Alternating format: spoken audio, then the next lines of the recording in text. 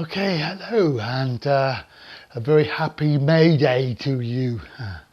Obviously, if you've got a regular job, then today is a bank holiday, and you'll be off work.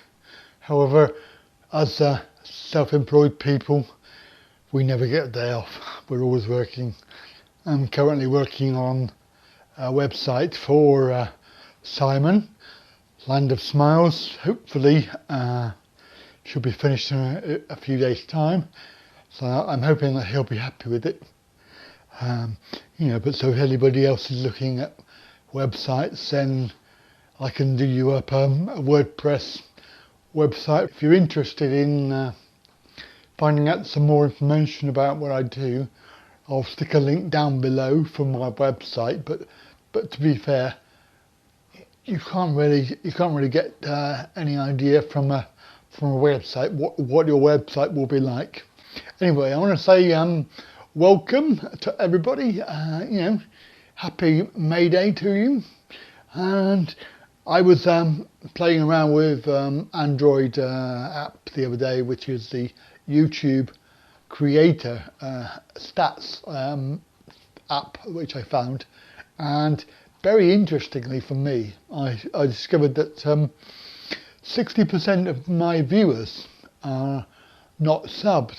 That's interesting because 60% of my viewers, and I get a lot of viewers per week, that's a hell of a lot of people who aren't subbed to me. How do I persuade you to click the button?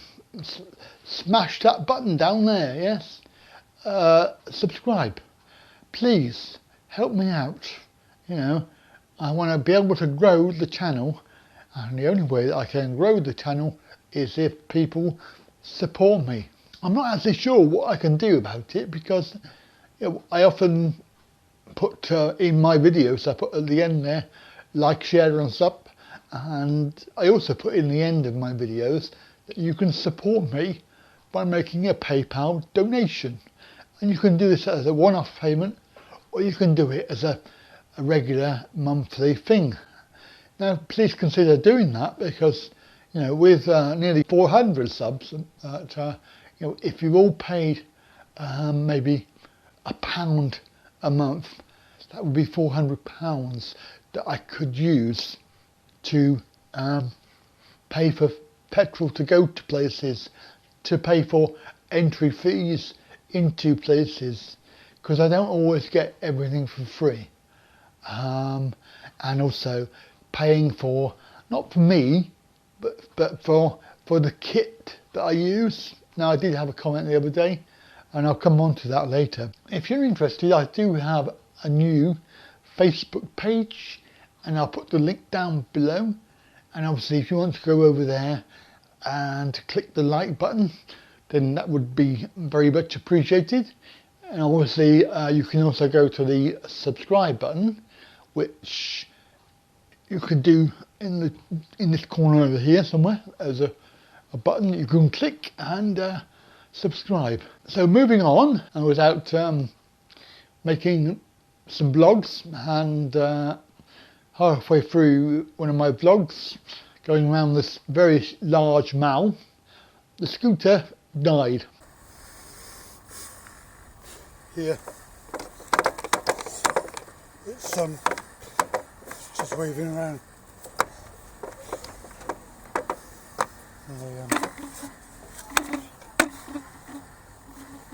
So needless to say, the scooter is knackered. There's not a lot I can do about it. It's broken. It was a bit weird because it did sound like I had a twig stuck in the wheel. It was like that sort of noise that you get. Anyway, all of a sudden, everything died, and but the battery light was still full on. And I was thinking, this is a bit weird. Anyway, I sort of had a look down below, and I found that the motor had dropped out, and it was just hanging. It was sort of dangling there. So I tried moving it, and it didn't make any difference. It didn't go back into place. So there I was, basically in the middle of a mall with a dead scooter. In the end, I had to push this scooter all the way back to the car park. Just ridiculous. Anyway, I've got to contact the shop where I got it from, but of course Mayday weekend they're not open.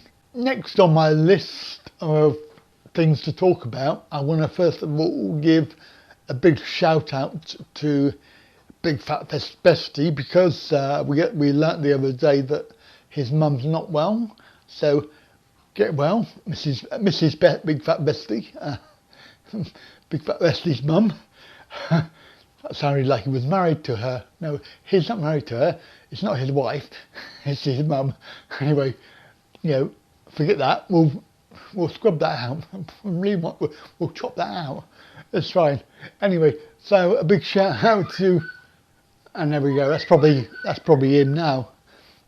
So a big shout out to Big Fat Besty, and best wishes to your mum. Now, I have no intention of mentioning the names of a certain blogger, because it will just encourage people to go and have a look and maybe possibly subscribe to him, because I'm not going to do anything to encourage him. If you're in the know, then you will know what I'm on about and who I'm talking about. I was quite reassured from the police, because my concern is that if this chappie is not in the UK, and indeed is actually moving around Asia at the moment, allegedly, it's going to be really hard to pinpoint him. However, I was quite pleasantly surprised. They assure me that there's no boundaries on this. Big Fat Besty apparently has been in full support of me, in defence of me, on this chap's channel, when he was making hateful comments about my disability and things like this. So without further ado, I want to move on to a subject that, if you don't want to listen to this, or you have no interest in this, then now is a good time for you to disappear, and I will just say thanks for watching, and I'll catch you again next time. However, for the thousands of people out there who are or will be going through the same as I did, then please bear with me, because I'm going to talk about PIP, PIP, Personal Independent Payments. Now, as some of you know, I've been going through this whole thing, the transfer from DLA to PIP, and quite recently I had my health assessment face to face, and I've been waiting for the final result. For me, it's quite important, because those of you in the know will realise that there is a point system. If you don't achieve a certain number of points, then they will take away your mobility vehicle, which you pay for through your allowance. And the car is I'm fully reliant on my car for going to work and getting them out, really.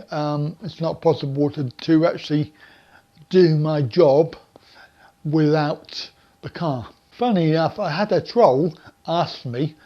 Now, it's a bit weird, because they asked the question and I went to answer it, but it seemed to have been deleted, or I couldn't access it.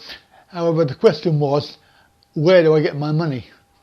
Implying that I'm sort of getting it either illegally, or if I'm claiming benefits, etc. And let me just assure you that I get my money the same way the average person does. I go to work. Yes, I do have a benefit, but that is entirely irrelevant. And I know what this person was trying to imply. I've worked since 1989. I've had a job, a full-time work ever since. It's been a variety of jobs I've done, mostly IT jobs. However, more recently, if you want to go to have a look at my achievements videos, then you can see the types of jobs I've done. The implication that probably you're trying to make is that I'm a benefit scrounger. Since 2009 I've been self-employed as doing what I do, which is a trainer. I train people in a variety of subjects. I make websites, I do computer software, online training courses, and I do teaching of karate and martial arts. Now I had my assessment, and then on Saturday, I think it was, I had the letter through the door, and luckily for me, they have actually awarded me the points I need for me to keep my car. What I wanted to finish off with regard to people who are going to be going through this very, very soon, then I have 3 pointers for you. One is to take a friend with you. When you go for the health assessment, take a friend with you. Now, preferably somebody who has experience of the process. Now hopefully also that you've had help filling in your form, because it's very, very important that you put the right information down on your form. What you can also do is use your mobile phone and record the conversation that you have. The best thing to do is to download a free app, and you can record the whole conversation for later. The other thing is when you're in the interview, try to avoid being chatty, and try to avoid giving away stuff that you possibly wouldn't normally say, and possibly wouldn't help your claim.